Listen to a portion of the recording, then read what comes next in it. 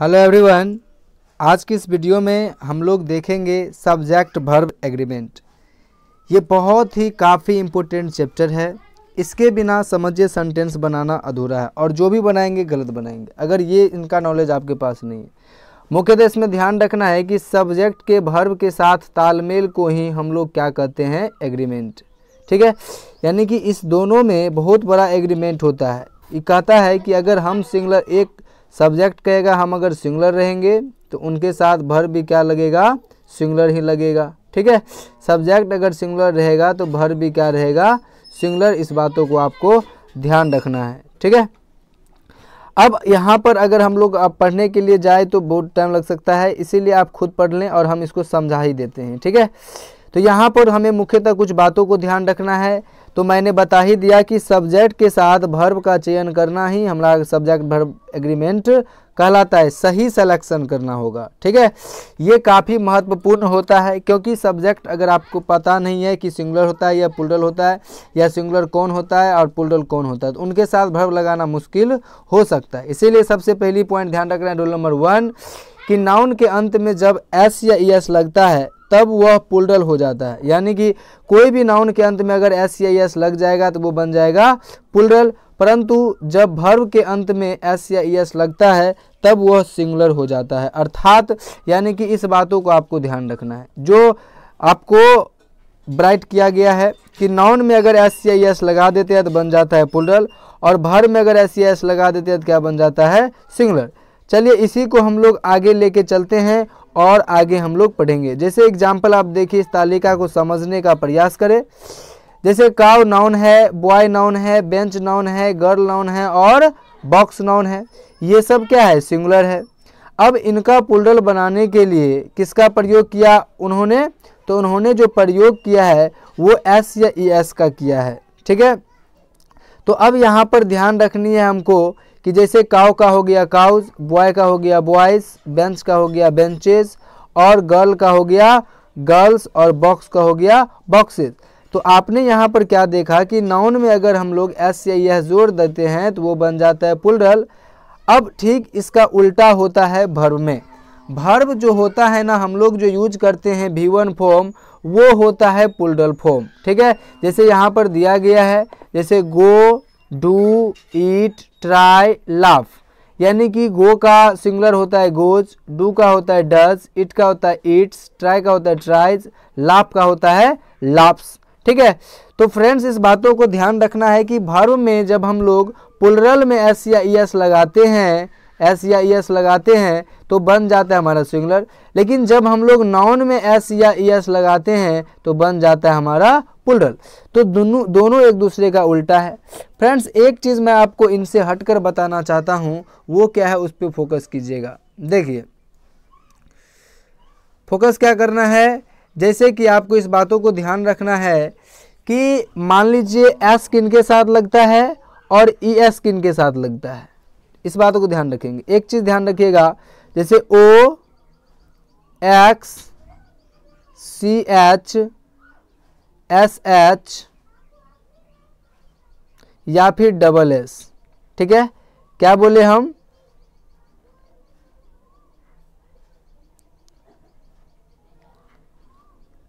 क्या बोले,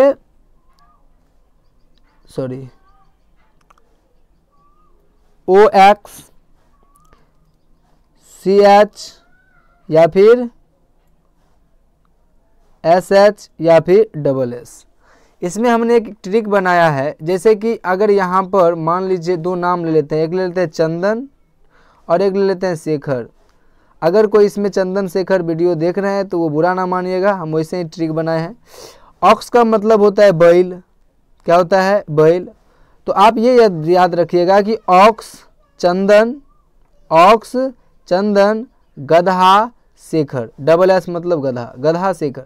जब वर्ड के लास्ट में अगर ये सब लेटर आ जाता है, जैसे ओ एक्स या सी एच एस एच या डबल एस, तो आप आराम से उसमें लगा सकते हैं कौन चीज़, ई एस। अन्यथा बाद बाकी जितने भी है सब में आप क्या लगाएंगे, एस। तो इस तरीक़ा से आपको प्लूरल से सिंगुलर और सिंगुलर से प्लूरल बनाना क्या हो जाएगा, आसान। ठीक है, तो यहाँ पर इस बातों को ध्यान रखते हुए आगे बढ़ना है।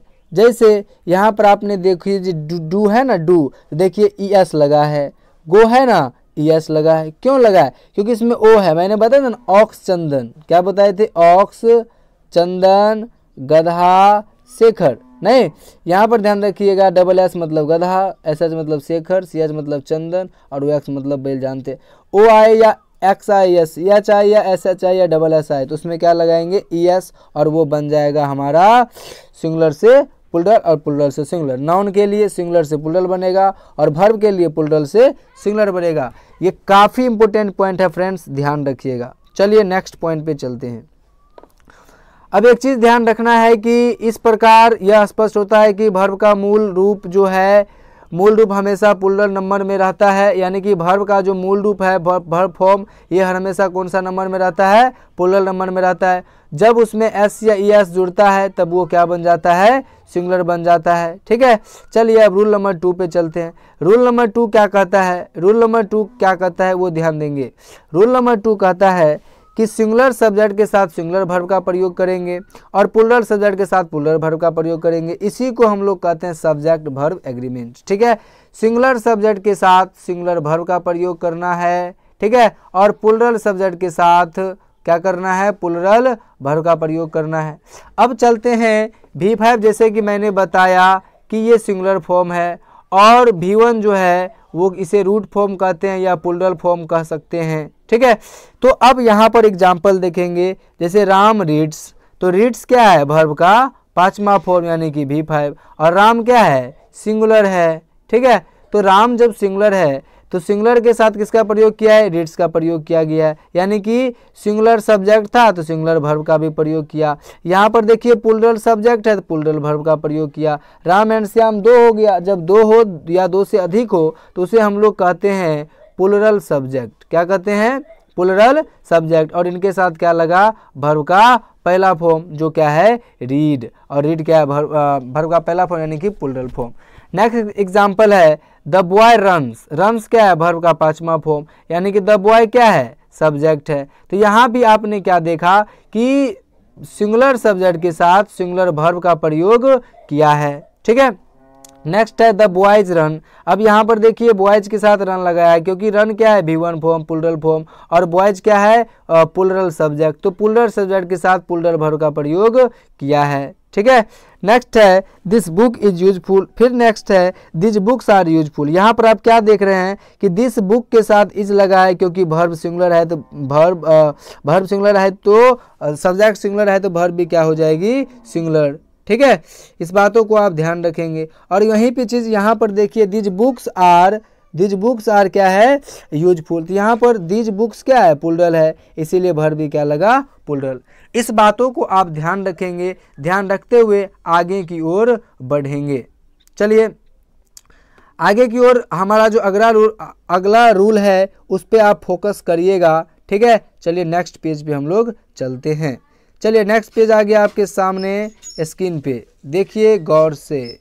चलिए यही है वो पेज जिनसे आपको काफ़ी ज़्यादा नॉलेज मिलने वाली है। ठीक है, अब जैसा कि आपने देखा, क्या देखा कि सिंगुलर के साथ सिंगुलर सब्जेक्ट के साथ सिंगुलर वर्ब का प्रयोग किया जाता है, नहीं, और प्लूरल सब्जेक्ट के साथ प्लूरल वर्ब का प्रयोग किया जाता है।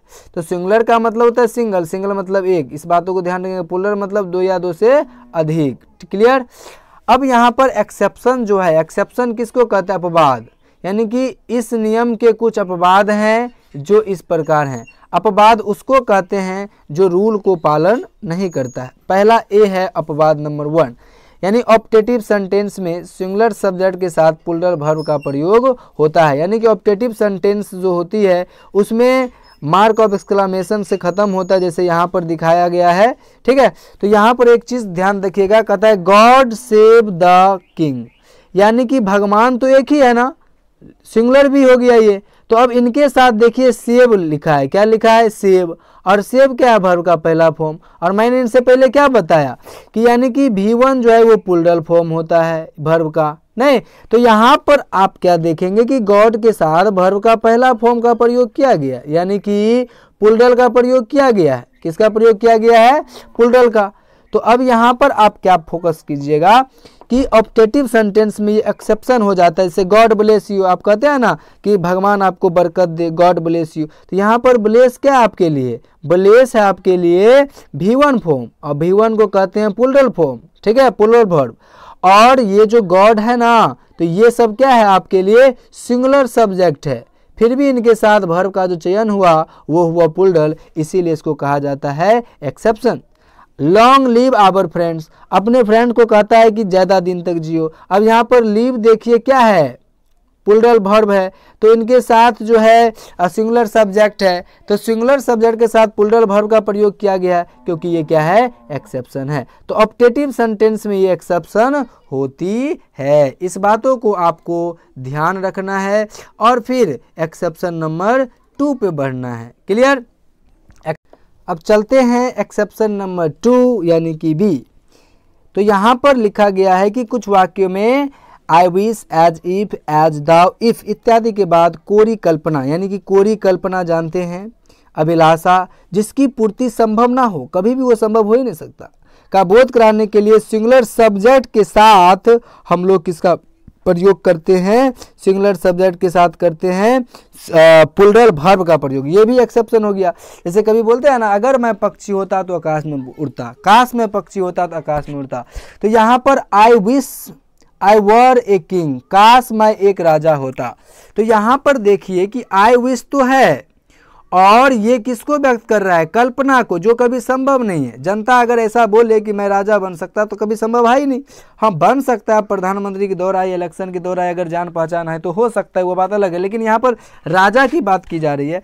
तो I wish I were A bird, तो यानी कि आई विश जो दिया गया है आपका सेंटेंस, तो इसके बाद देखिए आई है, और आई क्या है, सिंगुलर सब्जेक्ट है, और इनके साथ जो वर्ड का प्रयोग किया गया है वो प्लूरल वर्ब है। तो ये भी आपके लिए, इनके लिए क्या हो गया, एक्सेप्शन हो गया, तो रूल के खिलाफ हो गया। रूल में क्या कहता है कि अगर सिंगुलर सब्जेक्ट हो तो सिंगुलर वर्ब का प्रयोग करें, लेकिन यहाँ पर क्या है, सिंगुलर सब्जेक्ट है लेकिन यहाँ पर किसका प्रयोग किया, प्लूरल वर्ब। अब ये भी एक्सेप्शन है। अब इसके लिए ध्यान रखिएगा, ये बात जो हाईलाइट किया गया है कि I wish, as if, as though, if, अगर ये सब रहता है ना, तो उस समय हम लोग हर हमेशा वर का ही प्रयोग करते हैं। किसका करते हैं, वर का करते हैं। इस बातों को आप जहन में ध्यान रख लीजिए। जब भी इससे स्टार्ट होगा तो आने वाली जो आगे वाली वर्ब होगी वो क्या होगी, वर होगी, क्योंकि ये कल्पना को दिखाता है और कल्पना में वर ही आता है।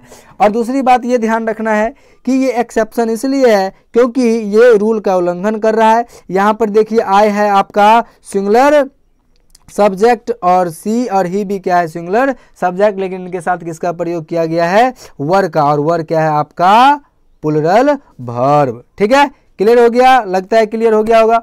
तो जब भी इस टाइप के सेंटेंस आए, जैसे पहले I wish I were a king, if I were A bird I would fly in the sky, काश मैं पक्षी होता तो आकाश में उड़ता। तो भाई पक्षी कभी होगा ही नहीं जो तू आकाश में उड़ेगा। तो यहाँ पर आपने वर का प्रयोग किया गया है, यहाँ पर उड का प्रयोग किया, क्योंकि इस साइड पास्ट है तो इस साइड भी पास्ट होना चाहिए। इस ये है आपको सीक्वेंस ऑफ टेंस। तो टेंस में आपको बहुत अच्छा से पढ़ाया जाएगा। फिर भी यहाँ पर सब्जेक्ट वर्ब एग्रीमेंट को समझने के लिए मुझे जहाँ तक हो सके वहाँ तक समझाऊंगा। आपका एक ही काम है, लाइक सब्सक्राइब एंड ठोक के कीजिए। चलिए आगे बढ़ते हैं। ही कमेंडेड मी एज इफ, देखिए एज इफ का प्रयोग किया गया है, यहाँ भी दिया गया है। तो ही वर माई बॉस, है ना, वो इस तरीका से मतलब मुझे कमांड कर रहा है जैसे वो मेरा मालिक हो। यहाँ पर देखिए ही के साथ वर का प्रयोग किया गया। क्या ये गलत है? बिल्कुल नहीं, ये एक्सेप्शन है। जब कल्पना चीज करते हैं, जैसे ये भी असंभव है तो ये भी असंभव को संभव बना दो। असंभव चीज को, जैसे कहते हैं लोहा लोहे को काटता है, वही बात है, असंभव चीज को ही काटता है। तो ऐसा कल्पना कभी भी संभव नहीं हो सकता कि आप राजा हो जाएं, आप बॉस हो जाएं, आप ये हो जाए, वो बर्ड हो जाए, पक्षी हो जाए, तो असंभव है। इसीलिए इनके साथ असंभव चीज का ही प्रयोग किया जाता है। इस कंसेप्ट से आप इन्हें ध्यान रखेंगे। नेक्स्ट नंबर जो were she a bird she would fly to me, यानी कि काश वो पक्षी होती तो मेरे पास उड़ के आती। तो ध्यान रखिएगा यहाँ पर सी क्या है, सिंगुलर सब्जेक्ट है, और इनके साथ जो वर्ड प्रयोग किया गया है वो क्या है, प्लूरल वर्ब। चलिए आशा है कितना तक समझ गए होंगे। अब नेक्स्ट बने रहिए इस वीडियो के साथ। Rule number 3।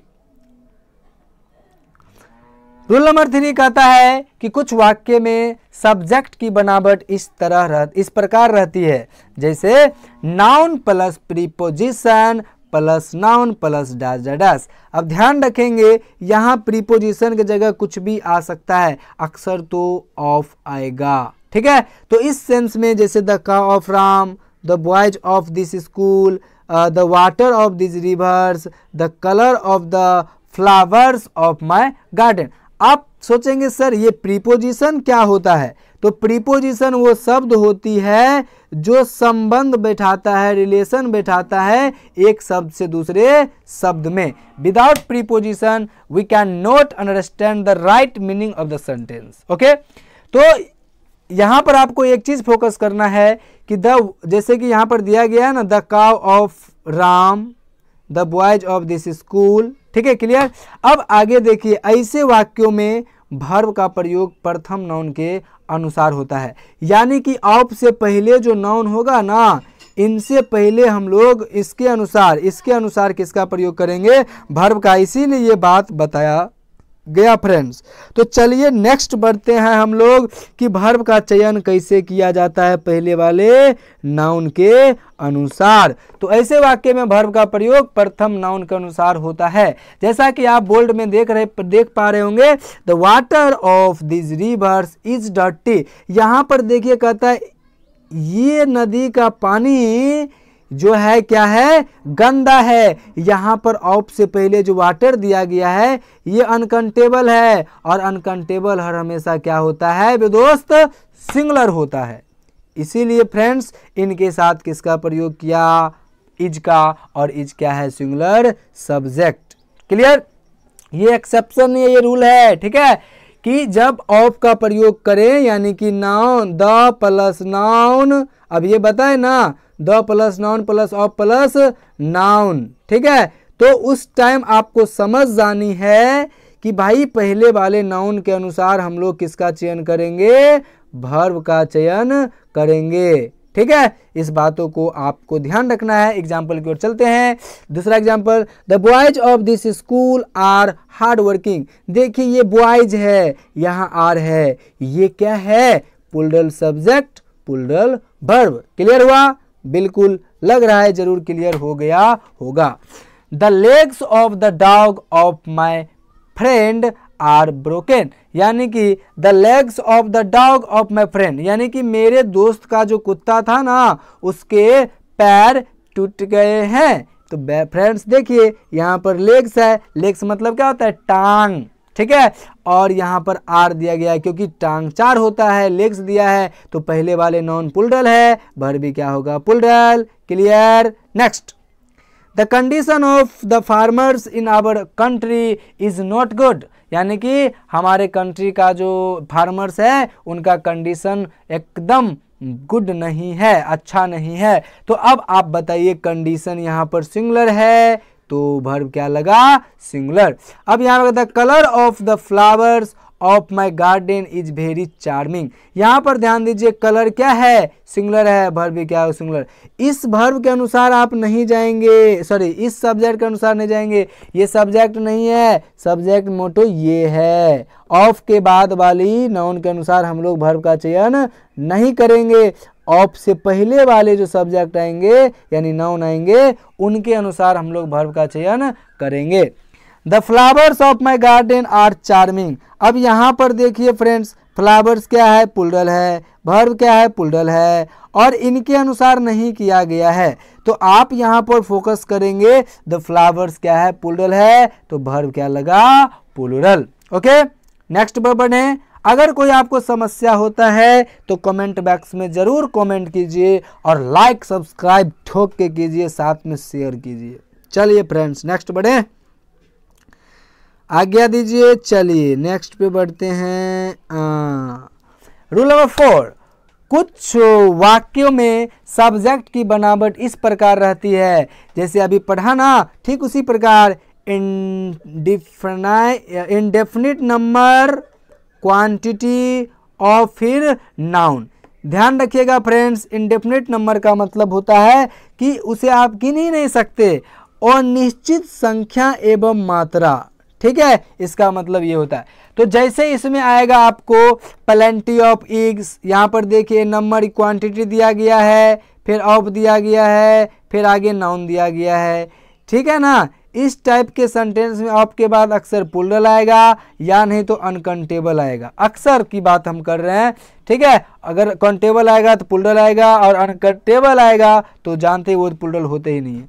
तो प्लेंटी ऑफ एग्स, यहाँ पर देखिए plenty of sugar, a lot of books, a lot of milk, half of the mangoes, most of the students. तो आपने यहाँ पर क्या देखा कि ये सब क्या है, इंडेफिनिट नंबर। अगर आपको जैसे बुक्स है ना तो ये नंबर हो गया इंडेफिनिट नंबर, और अगर ये हो गया आपकी शुगर यानी कि जो अनकाउंटेबल होता है, वो जो प्लेंटी हो गया उसका ये हो गया क्वांटिटी। तो अब इस बातों को आप ध्यान रखिए, जरूरी नहीं है क्वांटिटी, नंबर का भी क्वांटिटी हो सकता है, इन सब में उतना फर्क नहीं है, ठीक है। क्वांटिटी नंबर, नंबर क्वांटिटी, लेकिन अनकाउंटेबल में अक्सर क्वांटिटी होता है, नंबर काउंटेबल में होता है। और वही काउंटेबल में अगर नंबर हो जाती है, जैसे 2 पेन है तो ये क्वांटिटी भी है और ये नंबर भी है, ठीक है। इस बातों को आप ध्यान रखिएगा। A lot of milk, half of the mangoes, most of the students, ये सब वर्ड को आपको ध्यान रखना है, ठीक है। आगे की ओर बढ़ते हैं। जैसे यहाँ पर आपको दिखाया गया है आपके स्क्रीन पर क्या कि यहाँ plenty of, a lot of, half of और मोस्ट ऑफ इंडेफिनिट नंबर या क्वांटिटी, जिसको अनिश्चित संख्या या मात्रा कहते हैं, का बोध कराते हैं वाक्य में वर्ब का प्रयोग इनके बाद वाले नाउन के अनुसार होता है। तो ध्यान रखिएगा फ्रेंड्स, इनसे पहले जो आपने पढ़ा था वो ऑफ जो था उनसे पहले वाले, लेकिन इसमें क्या है, इनके बाद वाले के अनुसार करेंगे। तो चलिए इसको देखते हैं कैसे। जैसे प्लेंटी ऑफ एग्स, तो इस एग्स के अनुसार जब ये इंडेफिनिट, आप इंडेफिनिट कौन चीज़ को बताएगा, इंडेफिनिट नाउन को बताएगा, ठीक है। इंडेफिनिट जो है क्वांटिटी या नंबर को बताएगा, तो हम लोग सीधा समझ जाएंगे कि आगे वाले जो नाउन होगा उसके अनुसार किसका प्रयोग करेंगे, वर्ब का चयन करेंगे। जैसे प्लेंटी ऑफ एग्स, तो देखिए एग्स है प्लूरल तो हैव लगा, वाटर है सिंगुलर तो हैज लगा। यही बात को हमें फोकस करना है, ठीक है ना।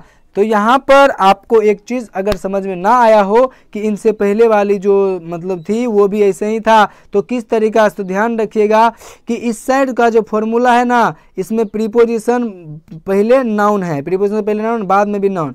इसमें क्या है, क्वांटिटी या नंबर होगी, क्वांटिटी या नंबर होगी। तो इस टाइप के जो सेंटेंस होंगे ना, तो आपको उसके मतलब ऑफ जो दिया रहेगा, आगे वाली जो नाउन होगी उसके अनुसार हम लोग किसका प्रयोग करेंगे फ्रेंड्स, तो उसके अनुसार हम लोग वर्ब का चयन करेंगे, ठीक है। तो आशा है कि इतना आप समझ गए होंगे। तो आगे बढ़े हम लोग, आगे देख लेते हैं आगे की टॉपिक क्या दिया गया है, ठीक है ना। चलिए ये 4 नंबर रूल्स आपने 4 नंबर रूल्स तक आपने पढ़ा, ठीक है। 5 नंबर पे हम लोग 4 नंबर का और कुछ है, इसके SW के रूप में हम दे देते हैं, आप ये करेंगे, ठीक है। क्लियर है ना। तो कैसे करेंगे, चलिए इसके एग्जाम्पल की ओर एक और थोड़ा सा एग्जाम्पल था उसे देख लेते, ख़त्म कर देते हैं इसको, काहे 4 नंबर को आगे के लिए रहेंगे, 4 नंबर कंप्लीट कर देते हैं, ठीक है। तो चलिए चलते हैं। तो जैसे half of the boys are, यहाँ भी देखिए बॉयज के साथ आर का प्रयोग है। मैंगो इज, क्योंकि मैंगो क्या है, सिंगुलर है, ठीक है ना। तो हाफ, जैसे अब यहाँ पर अगर आपको अभी भी समझ में नहीं आ रहा है कि यहाँ पर हमें नाउन कैसे पता चलेगा, तो ये दो क्वांटिटी है, ये क्वांटिटी है या नंबर हो सकता है।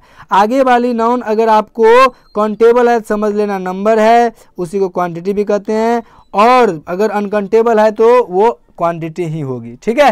तो यहाँ पर बॉयज के साथ आर लगा है, मैंगोज के साथ इज लगा है, सॉरी मैंगो के साथ इज लगा है, मैंगोज के साथ आर लगा है, बुक्स के साथ आर लगा है, शुगर के साथ इज लगा है, बॉयज के साथ हैव लगा है, स्टूडेंट के साथ हैव लगा है, और जो है डॉट के साथ यानी द डॉट के साथ हैज लगा है। तो यहाँ पर क्यों लगा है, क्योंकि इनसे पहले है इंडेफिनिट क्वांटिटी और बीच में हो गया आपको प्रीपोजिशन या ऑफ, और उसके बाद जाकर के है नाउन। तो इस वाले नाउन के अनुसार वर्ब का चयन किया गया है, इसीलिए इस तरीका से है।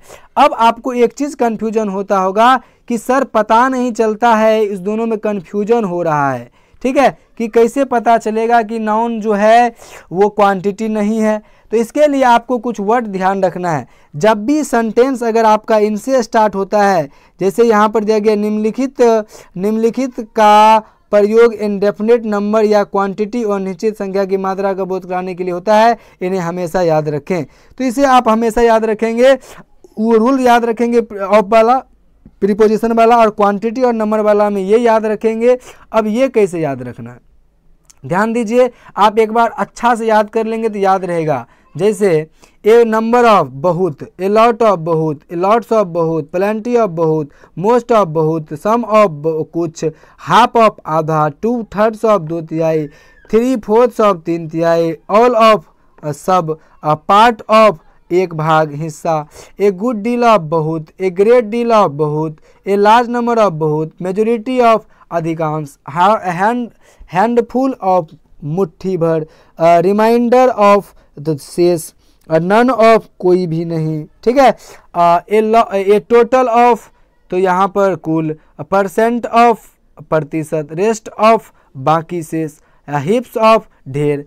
तो आपने यहाँ पर क्या देखा कि ये सब वर्ड अगर आप याद कर लेते हैं तो समझ जाएंगे कि क्वांटिटी यही सब में से होगा। अगर सेंटेंस इनसे स्टार्ट होता है और उनके बाद अगर ऑफ आता है और उसके बाद आपको नाउन आता है तो हम लोग शांति से इस नाउन के अनुसार वर्ब का चयन करेंगे। अगर ऑफ आता है और उनसे पहले अगर ये सब वर्ड नहीं आता है, जो वर्ड मैंने अभी बताया, ये सब वर्ड अगर नहीं आता है, तो अगर नाउन आता है तो पहले वाले नाउन के अनुसार हम लोग वर्ब का चयन करेंगे, इनसे पिछले वाले रूल में, ठीक है।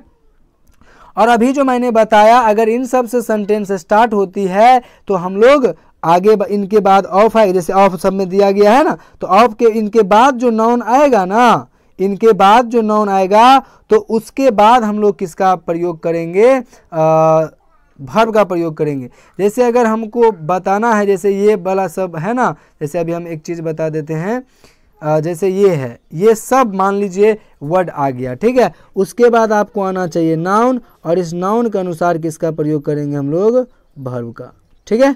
इस बातों को आपको ध्यान रखना पड़ेगा, ठीक है। चलिए नेक्स्ट बढ़े।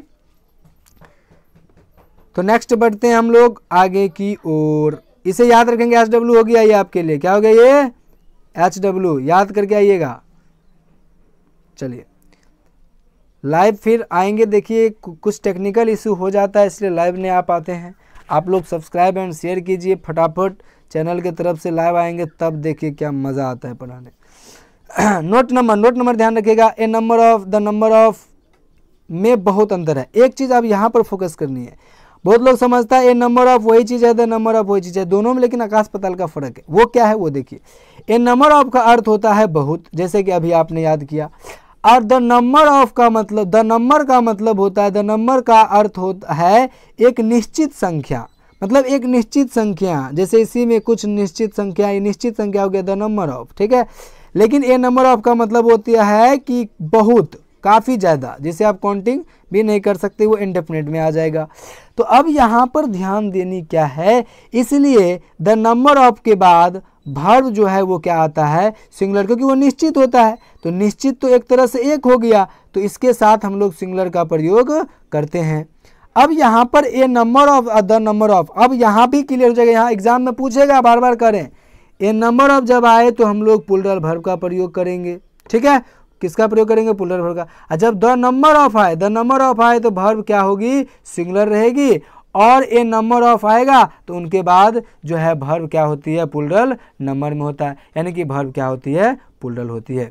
ये काफ़ी इंपॉर्टेंट पॉइंट है, a number of, the number of. Example भी देख सकते हैं, a number of students have failed in the examination, यानी कि बहुत बच्चे एग्जाम में क्या हो गए, फेल हो गए, बहुत स्टूडेंट्स क्या हो गए, फेल हो गए। ए नंबर ऑफ स्टूडेंट्स का मतलब बहुत स्टूडेंट्स, ठीक है।